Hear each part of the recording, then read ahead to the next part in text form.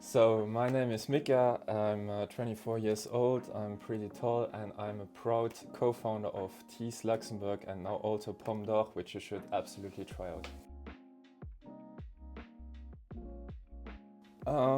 I think there have been many of those moments really because when we started at university it was like, well guys, what the fuck are we actually doing here? And then with time everything became a lot more serious. I think like the first time it was really getting quite serious was when we had our first cactus meeting with the guys who were actually deciding if we were coming into the cactus stores in Luxembourg or not. And that was really a big meeting for our company, and luckily it turned out really well. And so since 1 year we are actually in cactus now. I think one of the craziest and best memories was actually beginning of this year when we started to sponsor F91 Dudelange, which is a quite famous Luxembourgish football club. And one of the first matches we actually attended, and we were like sitting on the sponsors VIP seatings, which was a bit like a surreal feeling, like to be like actually at this football match, like as a sponsor of this team, which was pretty cool experience, I have to say. Ooh, I think screw ups, that was something we had like basically every second day, at least at the beginning of the process. I think like something that was definitely quite annoying was actually that the first layout or like the first labels that we ordered, we didn't realize that they had to be either in Luxembourgish, German, or French. So we actually had them only in English. And that meant that basically the entire budget that we put out into our first labels was basically out of the window, and we had to do everything again, which was kind of not so ideal.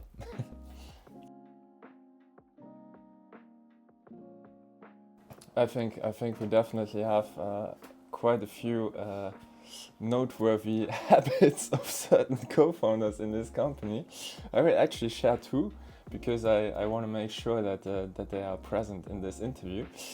So one of them is that one of our let's say fitness-oriented co-founders, he used to have a habit that he needed to weight all his food before he was eating it. So actually, once we were like in a restaurant and he needed to go buy a scale before he could eat so that he could actually see what he was eating and how much he was eating. Otherwise, he was refusing to eat. So that's already like I think quite noteworthy habit. And then the other habit is of our actually our CEO, who has like a strong, let's say, connection to detoxing, and this means that he sometimes, or actually quite frequently, goes to the sauna for extended periods of time, which can reach up to 8 hours of straight up sauna, which is also, I think, quite an achievement, and also like the stamina is crazy for sure. Like it shows the stamina in the company. In 30 years for teas, hopefully in 30 years it will not only be teas, but really a bunch of products which all follow, like I would say, a bit the same blueprint as teas. So they should have like this social aspect, this environmental aspect, and also this health aspect, which is really dear to our heart. And ideally, I think, especially here in Luxembourg, we would like that people become more aware for food and beverage that is really produced here in Luxembourg, and that they are making it their consumer habits on a regular basis to actually go for the local alternative rather than for the, let's say, not to say anything bad against any international brands, but to support the local initiative of entrepreneurs that are producing here. That would be the dream. Ooh, best customer reaction. I think definitely the lady that said at the cactus tasting that our iced tea is frankly disgusting. that was um, that was quite a reaction, which we also got in all honesty. But I think we also have a lot of really good and kind reactions from people that are a bit health conscious or social conscious or whatever, who really appreciate the product and what we stand for. Most important lesson is probably that unlike what you may think during this internet, TikTok, Instagram age, that success can come overnight, but it doesn't have to come overnight. And in most cases, it also probably doesn't come overnight.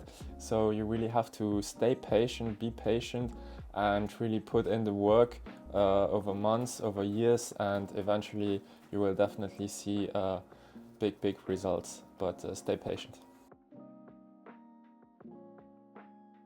What was a bit funny was that we actually thought it was a really great idea to make first of all half-liter bottles, which didn't even fit in the shelves of most shops.